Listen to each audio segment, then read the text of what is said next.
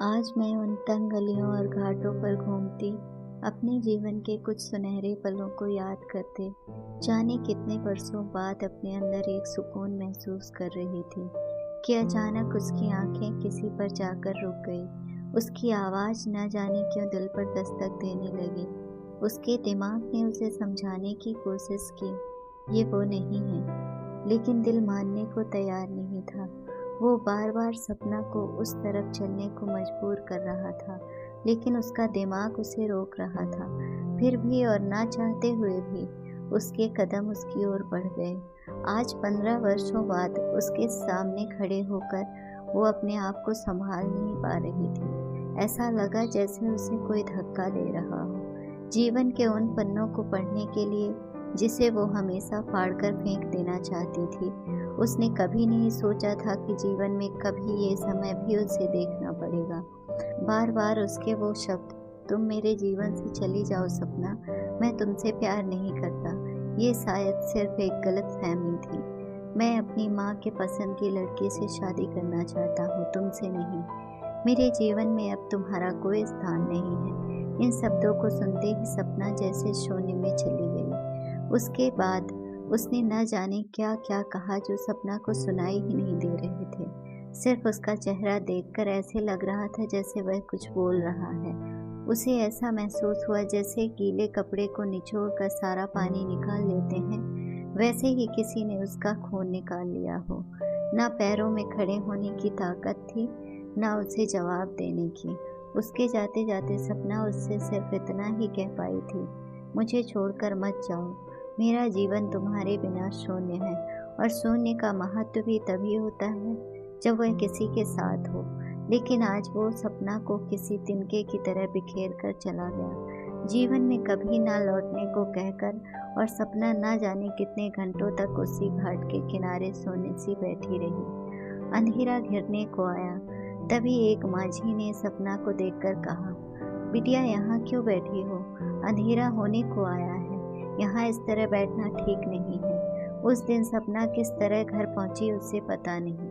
आज इतने वर्षों बाद फिर से उसे सामने देखकर लगा कि शायद वो गंगा की धारा में बहती जा रही है। सपना की हिम्मत नहीं हुई कुछ बोलने की, और वो अपने आप को एक लाश की तरह ढोते हुए सामने एक सकरी सी गली की तरफ बढ़ गई।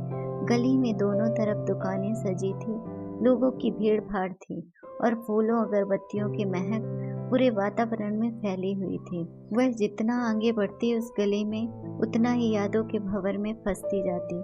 उन यादों का भार इतना ज्यादा लग रहा था कि सपना के कदम ही नहीं उठ रहे थे। उसे ऐसे लगा जैसे कोई उसका गला घोट रहा हो। वो सांस नहीं ले पा रही थी। लगा जैसे आंखों के सामने अंधेरा सा छा गया और सिर घूमने लगा।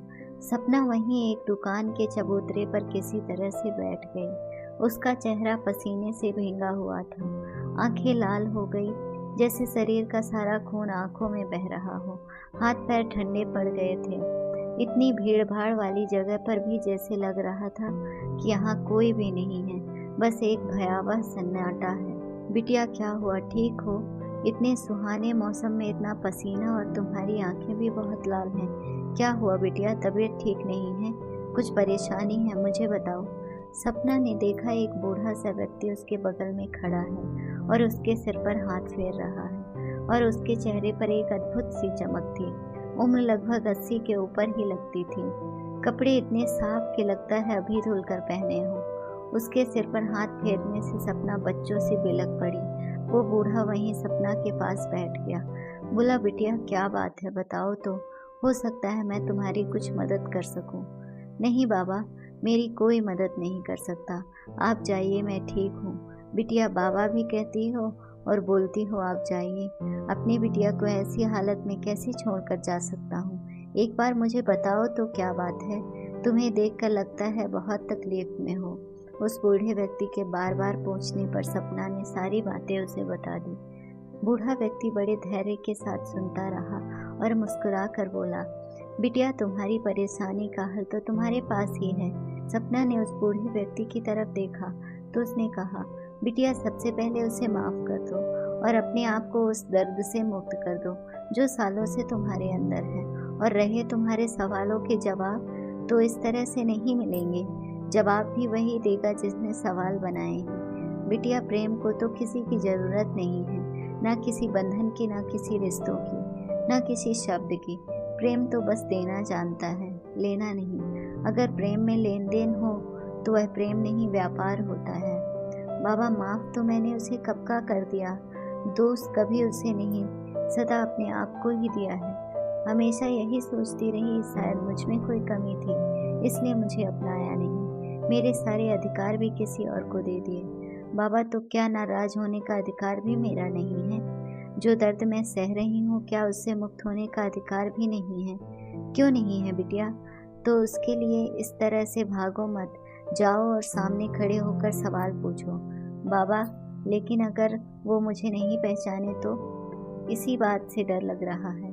बिटिया, अगर उसने नहीं पहचाना तो समझ लेना कि प्रेम उसके दिल में कभी था ही नहीं तुम्हारे प्रति। वो सिर्फ आकर्षण था, जो समय के साथ खत्म हो गया, क्योंकि प्रेम कभी खत्म नहीं होता।